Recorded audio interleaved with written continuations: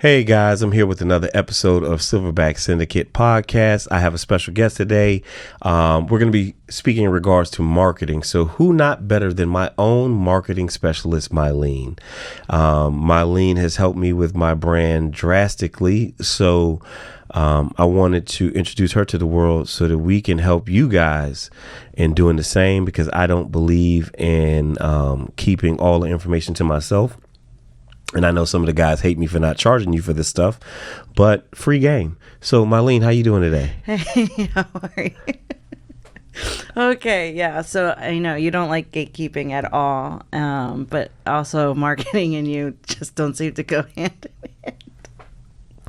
I don't know what she means by this, but we'll expound. Yeah, we will. We'll get into that in a little bit. So I would just say, from starting out from scratch, from the very, very beginning, going into marketing, it's not just like jumping in and shouting off in the rooftops. And that's one of the biggest misconceptions. I can speak English. It is your second language. It is. And my first.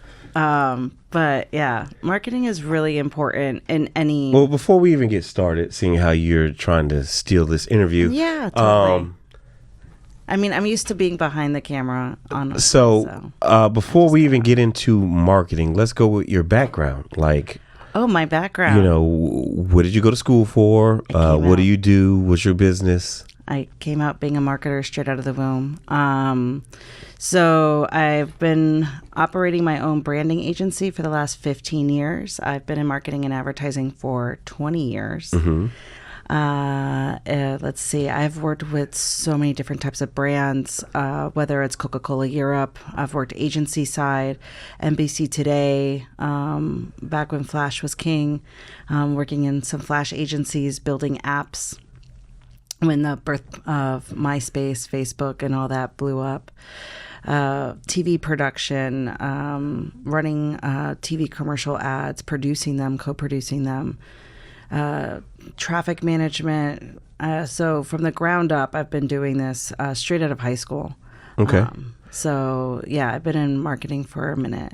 Branding wise, and that's where I was like trying to go with that, is marketing is very vast. So when someone's like, I'm a marketer, what is your discipline? So when in the last 15 years, I've been focused more on branding and brand management. And what does that mean? That means not just creating the logo, the look, the feel, the voice, but having that consistency, having that alignment through the online and offline channels. And we can jump into that as, you know. Okay. All right. So look. All right. Now, you said offline and online channels. Mm-hmm. Speak English. Okay. So speaking in English, offline channels is what we see: polos, wraps on cars, your business cards, your letterhead. All of those play key components. If you want to do a trifold, a brochure, we take it for granted that we're like, oh, we have a website. Oh, I have social media. There's personal branding. There's the company branding. So when you're thinking offline channels, it's just as important to know what your invoice looks like when you're sending it to the client, just as much as what you're posting on social media. And we take it for granted because we're like, oh, we're living in, social media. Social media doesn't have a high ROI. I feel that the return on investment. There you go. There we go. I'm going to use no acronyms from here on out. Just hold me accountable to that. And so really, I feel your return on investment is just playing the day-to-day. So your invoice is not branded properly and you don't have the proper language on your invoice, you're not going to get the return that you want. If you don't put that you have a 30-day payout, like once you issue that invoice, that you have a 30-day return for them to pay up, you're going to be chasing that invoice for a minute. And marketing is part of that. It's part of communicating what you do, how you do it, and what you want them to do with your services. So marketing is, and that's why you hired me, right?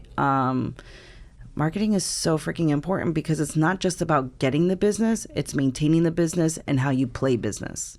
Okay. Play business. Look at that. Bold statement coming from the marketer. Now, okay, let me stop playing. So one of the things that kind of deterred me early on was I didn't think that my brand was big enough or could benefit from a marketing person. You have this preconceived notion that in order to have a marketing budget or think you have a marketing budget, it's going to be like something that's going to cost you $1 million. And, me operating a small business, as much as people would like to think, oh, you're doing great. I don't always see it like that because I'm always going for more. So it was a hard process for me to actually ask for help to do marketing because I didn't think that my business was big enough or could use it yet. And also I was concerned about affordability. So with that being said, what would you suggest to somebody who is new? They want to work on their brand, but they may not actually be able to afford somebody like you just yet, but they do need to work up to getting towards someone like you. What can they do themselves, or what can they ask of a marketing person to help them out?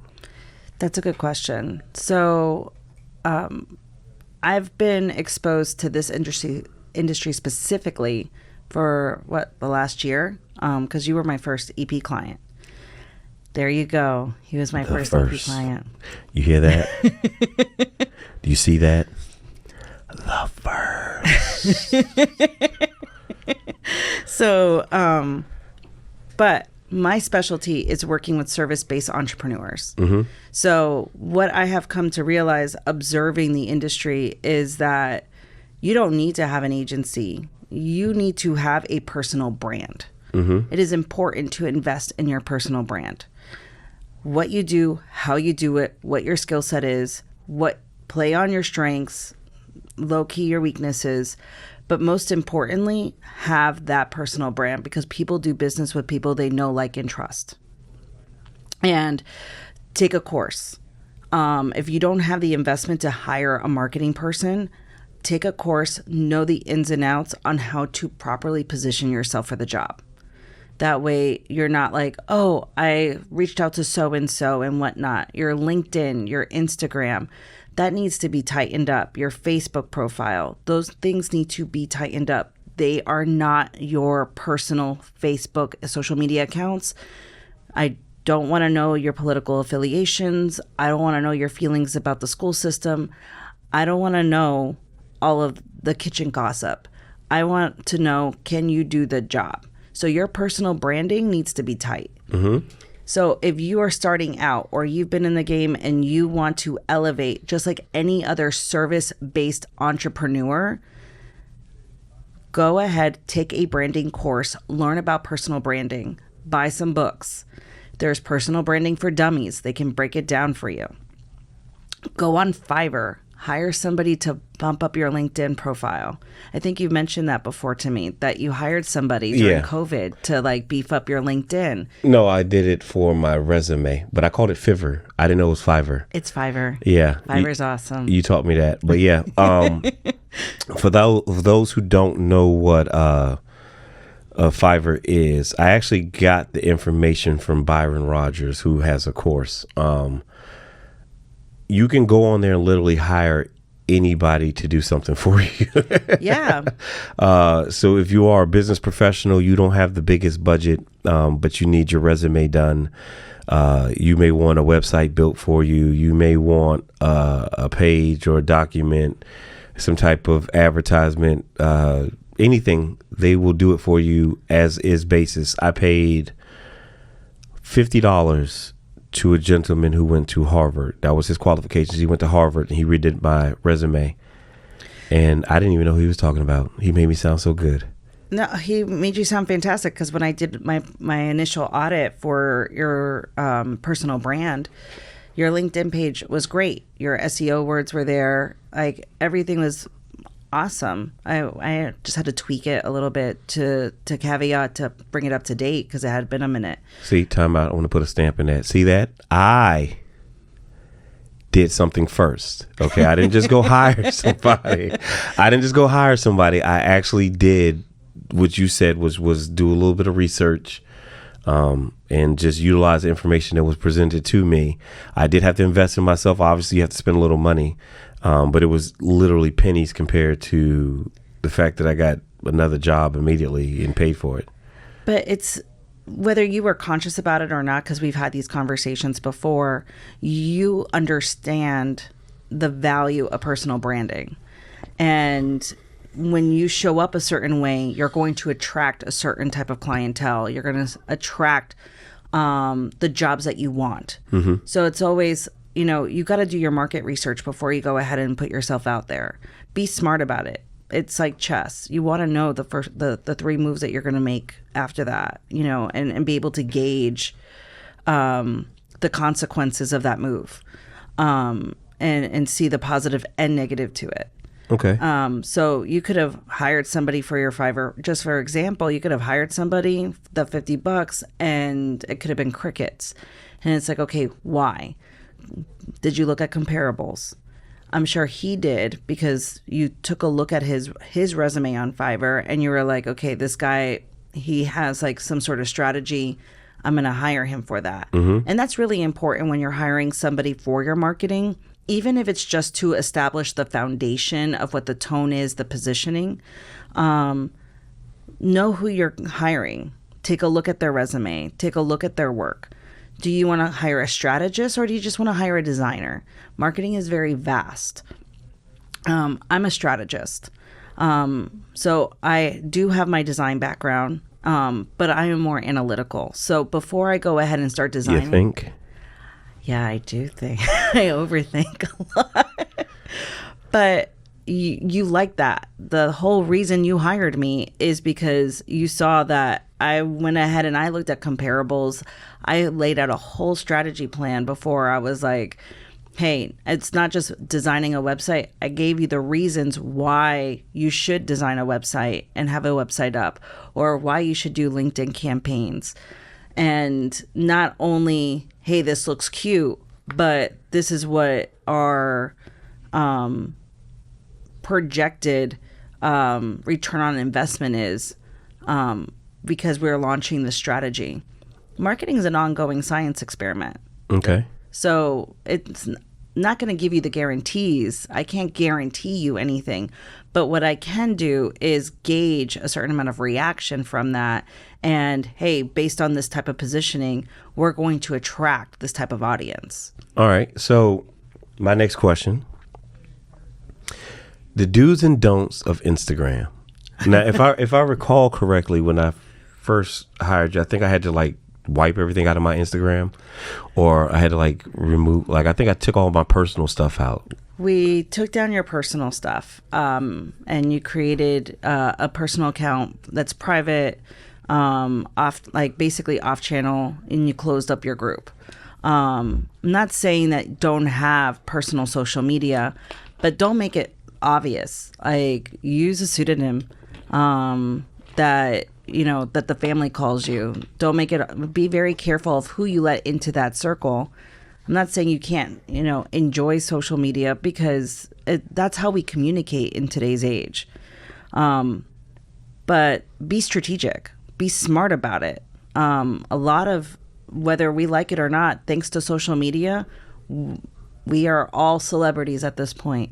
I have two sons, and my oldest Googled me. He's now in high school, but I remember when he was in 5th grade, he Googled me and he saw the work that I had done.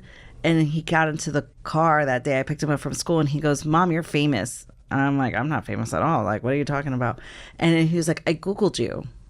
And so if our kids can Google us, they can see everything that we've done. I mean, we're the last generation. I'm 42 now. So I'm the last generation. I'm from the last generation. Say it louder, please.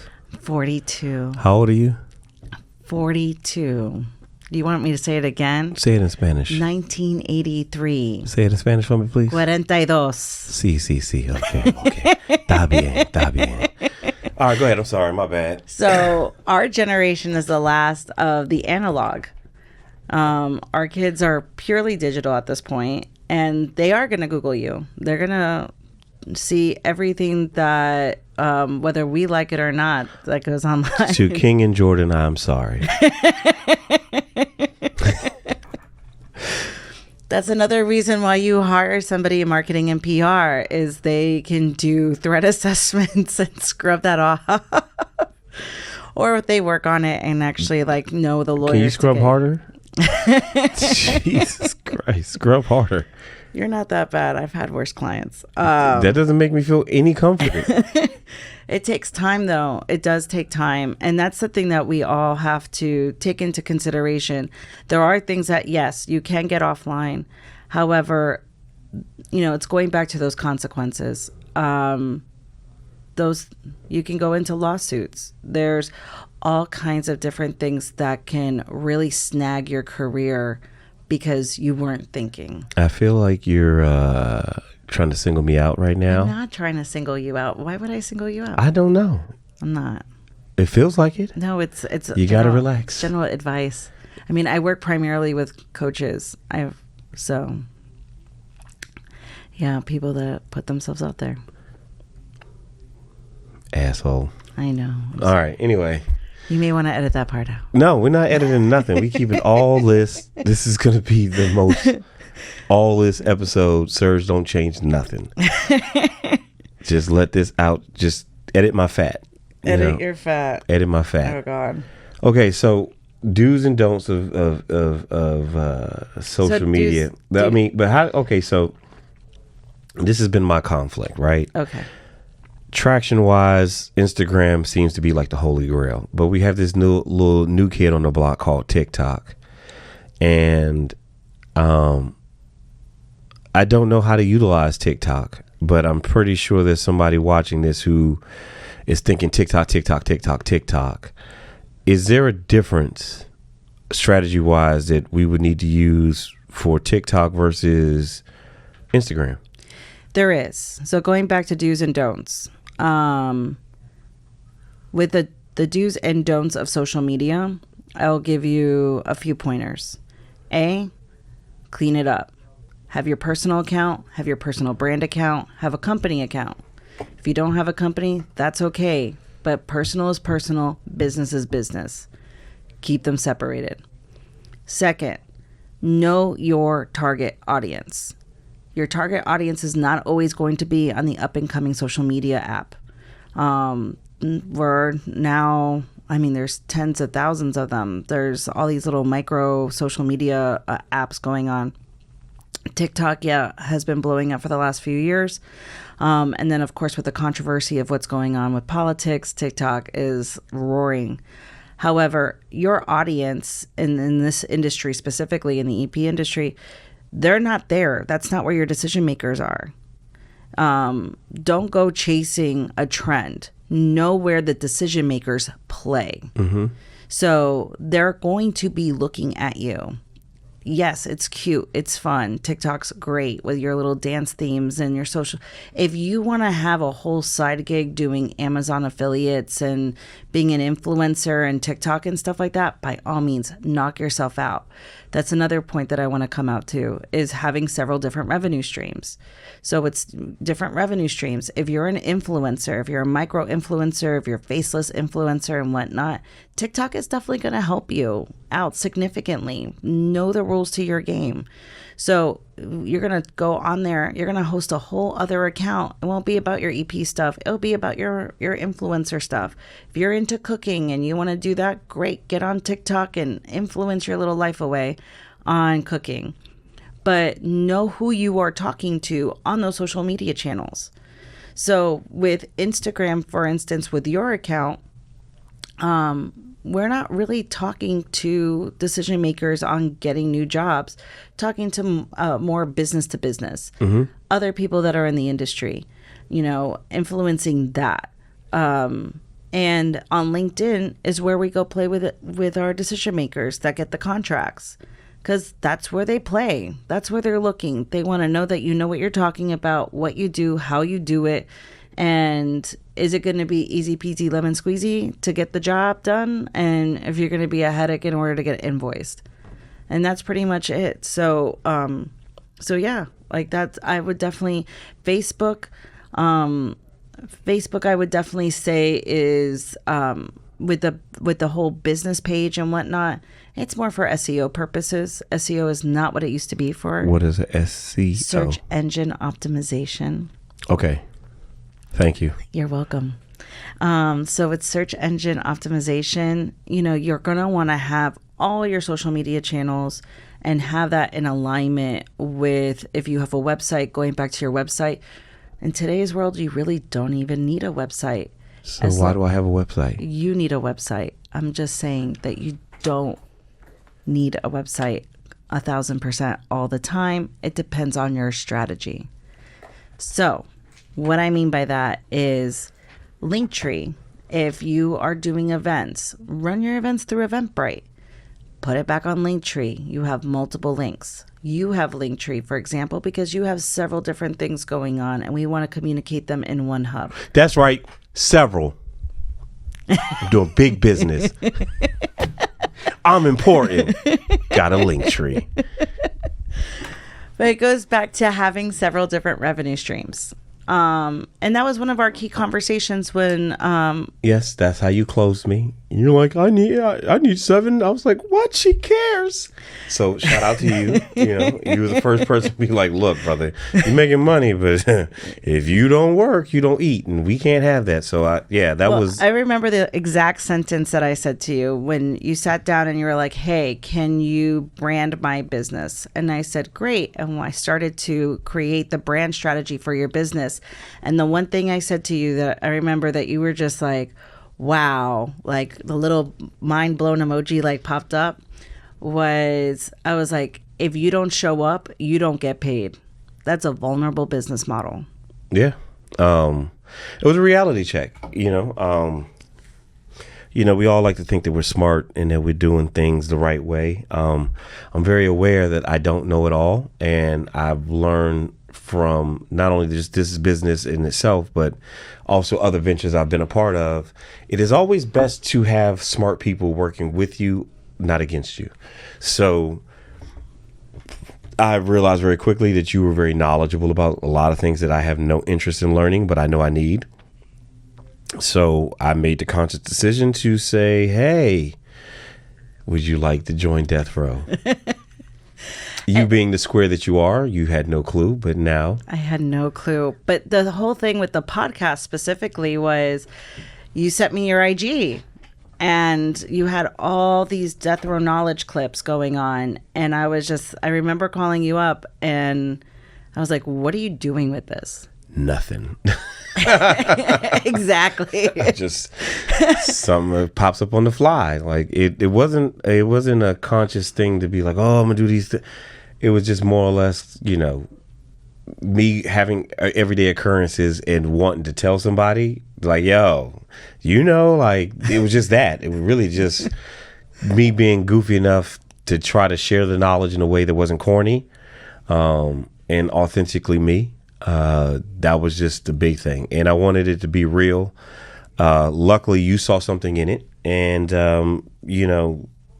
the people like it and they learn from it and they use it, and I guess I just got to keep doing it based off of what you told me. Well, I think it's really great what you're doing. You're sharing your insight, you're authentic, and it takes a lot of courage to, and I'm not saying it because you're my client, I'm saying it with anybody that has the courage to share their wisdom, to put themselves out there, and step up onto a platform. It takes a lot of courage because there are the comments and there are the pushbacks. Definitely. Say it to my face. No, don't say it to my face. Don't say it to my face. I'm scared. You can DM him. It's friendly. Please. Peace, God. Don't say it to my face. It takes a lot of courage to put yourself out there authentically and share knowledge and not do it out of ego, but do it out of heart.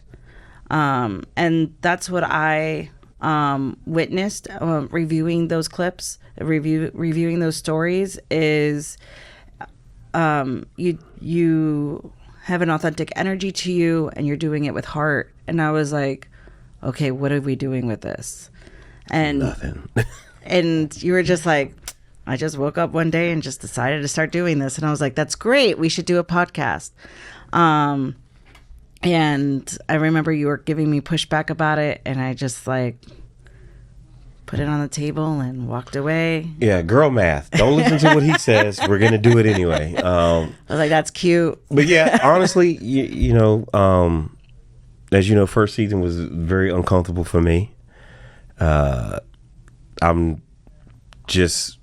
I don't care about being famous. Like, I don't need the notoriety of this. I don't care about none of that. It was just more like, let's get the message out. And I'm glad that I hired somebody who is okay with making me uncomfortable.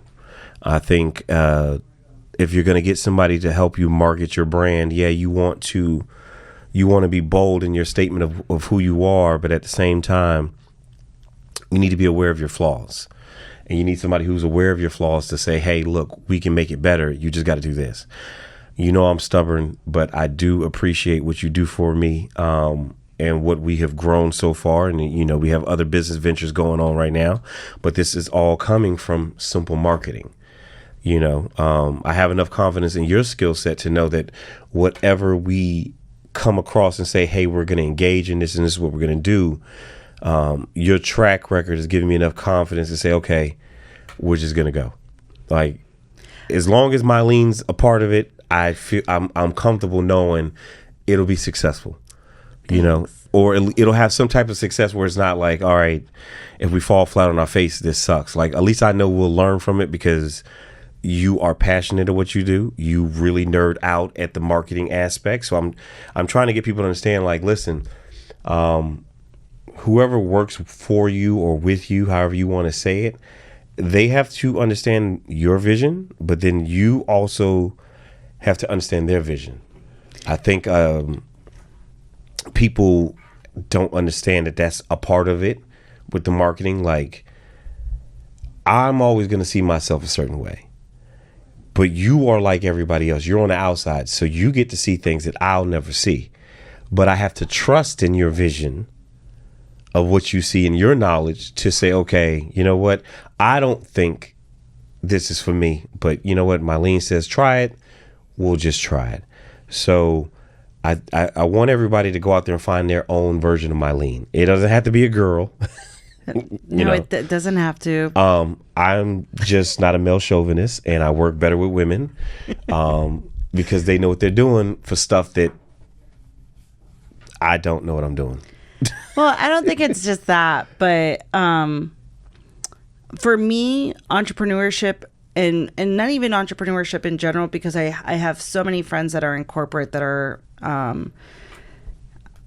it's about mindset. And even like in my personal, I have a business plan in my personal, like always of where do I want to see myself next year? Where do I want to see myself in 5 years? Where do I want to see myself in 10 years? It doesn't mean it's set in stone. It's constantly evolving. But there are those goals that are hardline goals that I'm setting this goal. I'm going to achieve this goal. There's one quote that I live by. Thomas Edison said this. If you fail 99 times, you figure out 99 ways it doesn't work. And I live by that. It is a guarantee that I am going to fail. Mm-hmm. I am just going to figure out another way. It does not work. So I have embraced failure. I am not afraid of failure. Failure happens. It happens in business. I think that's how I ended up in brand and business management. Because it always intrigues me of how to make things move and not necessarily influence, but educate. Because you want to qualify your prospect. You want to qualify your client. You don't want to be chasing the client. You want to qualify them to work with you and hire you. You enjoy your job. Every job is stressful. Every single job that, it doesn't matter what you do, there are those stresses. But you enjoy what you do and how you do it a lot more when you are not constantly having to prove yourself to someone that hired you. Like when you are hired by a confident client, employer, and whatnot, you are in your zone of genius. You're operating in your zone of genius. I'm not saying that you won't fail, but the thing is that you will be more productive. You show up more. You're looking outside the box of, it's not just let me go through the movements, but how can I improve the position I'm in? How can I give a better product? How can I give a better service? And that's when I started to learn that and adopt that mindset.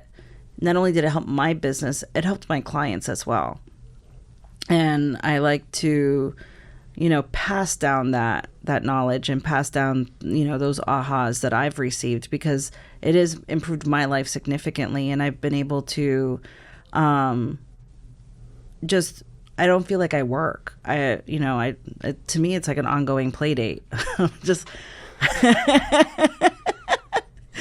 like, you call me up with a business idea, I'm like, yes, let's do it. Or I'm like, hey, let me research, let me look into it, and I'll get back to you. I don't think anything is a bad idea. It's like, how can we finesse it to make sure that, we make money off of it?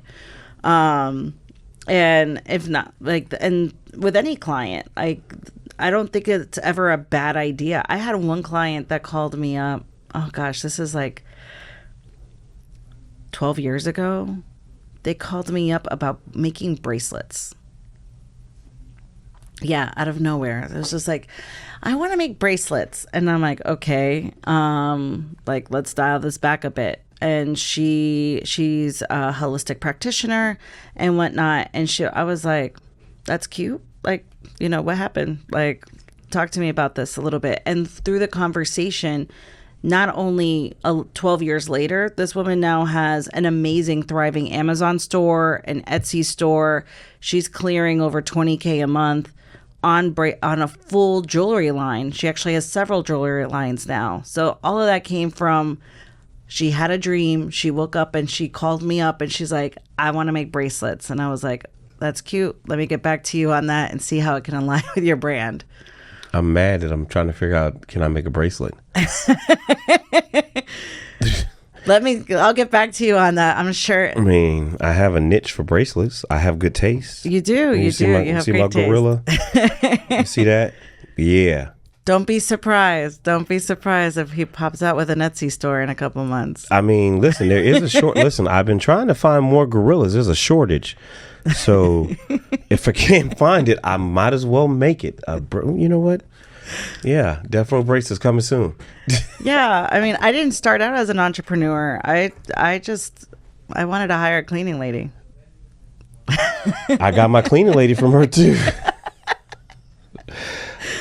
Damn, marketing's everywhere, huh? Yeah, that's how it started. I quit my corporate job. I was working at an advertising agency, and I had my older son. And the thing is that back when, I'm going to age myself now. I mean, I already put my age out there. I'm about to say, we know how old you are. We know how old I am. Back then, the culture, nobody worked remote, and the culture was first one in, last one out. I was on the road all the time doing trade show marketing. So I decided to be a stay-at-home mom. And that lasted like 6 months, because I was just like, I am domestically challenged. And kids sleep a lot. Babies sleep a whole lot. So that's how you got your side hustle. That's how I ended up going back to freelancing, because my background's in graphic design. And next thing you know, I was doing blueprints and marketing strategies, and ended up with 13 clients, and I hired that cleaning lady. Oh man, that was the best day of my life. Now, my last question before we get out of here. What would you say to an individual, and now that you've dealt with other protectors in the private sector, what would you say out of the experiences you've had so far? Because I've introduced you to several people in this business.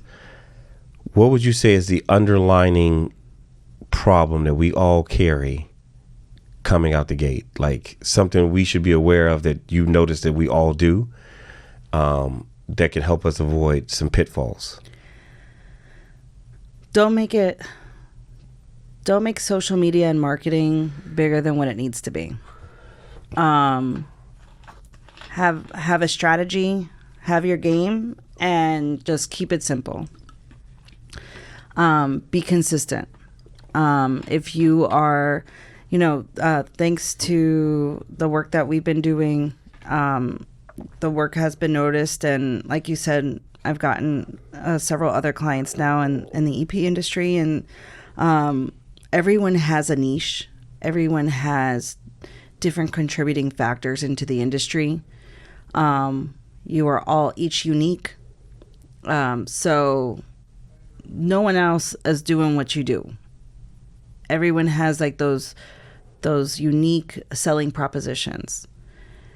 So figure out what your USP is, unique selling proposition. Thank you. And use that and be consistent in your messaging. So for you, for example, I feel that it's definitely about the mindset. The mindset, there's a lifestyle to this.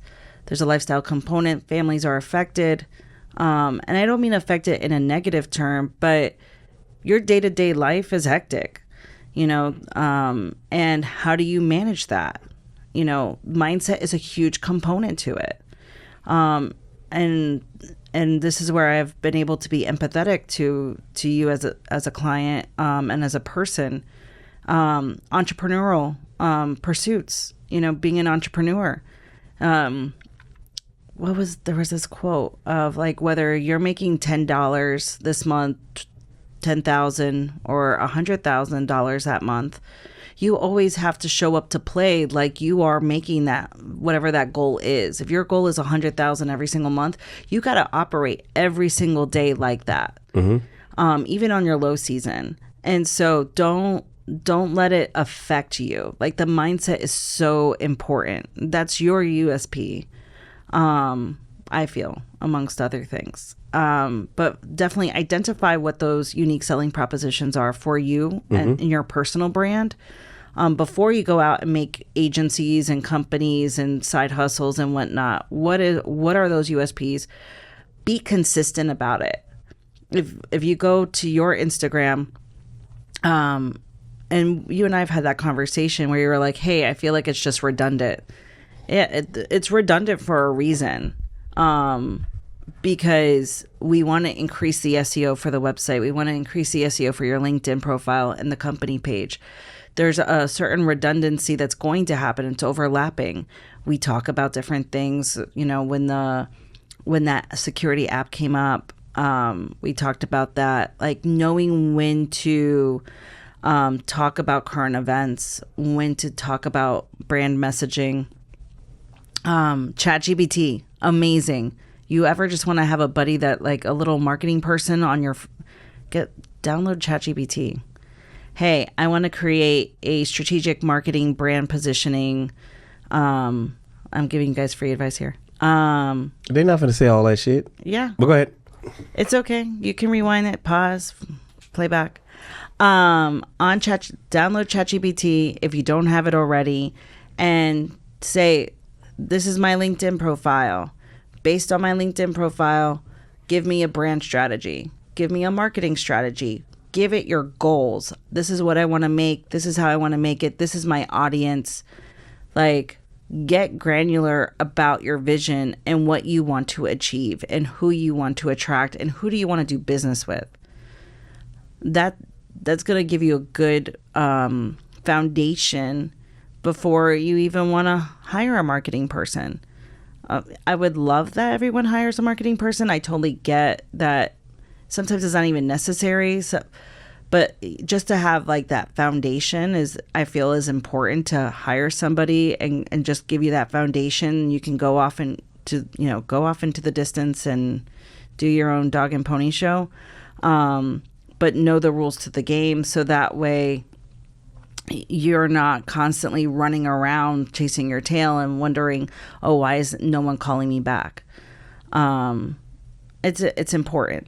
It definitely is important. Branding and marketing is definitely important. Even if you are just your own person operating by yourself, it's very, very important to take a step back, look at it like if you are a complete stranger to yourself and be like, would I hire you? No, I'm not going to hire you. No, sorry. I don't like the way your face looks. Okay. I haven't talking about you. I was talking about them. No. But like, yeah. It's not you, it's them. Just know what you're applying to. Know what you're marketing yourself for. All right. Well, that concludes today's interview of Silverback Syndicate. I want to thank Myleen, not just for coming today, even though she produces the show, so she's usually here. But getting in front of the camera, this is not really her thing. But I felt like it was important for people to have the knowledge of what helps me do what I'm doing. Is I went and got me someone who fills the gap of whatever weaknesses I have, and they have a true passion for what they do. I have a passion for the EP side of things. She has a passion for the marketing. I needed that, and it's helped me exponentially. And I'm still trying to grasp everything about this whole marketing and branding thing. But it is very important. It's extremely important, especially if you're trying to get yourself to the next level. So I want to thank you for coming in today, gracing us with your presence on camera. Yeah, thank you for dragging me in front of the camera. Yes, I will let you hide later. But just remember, together, Apes Strong. Another episode in the books. I want to thank my special guest. I want to thank myself. And I want to thank you for watching. That's all I have to say. Peace.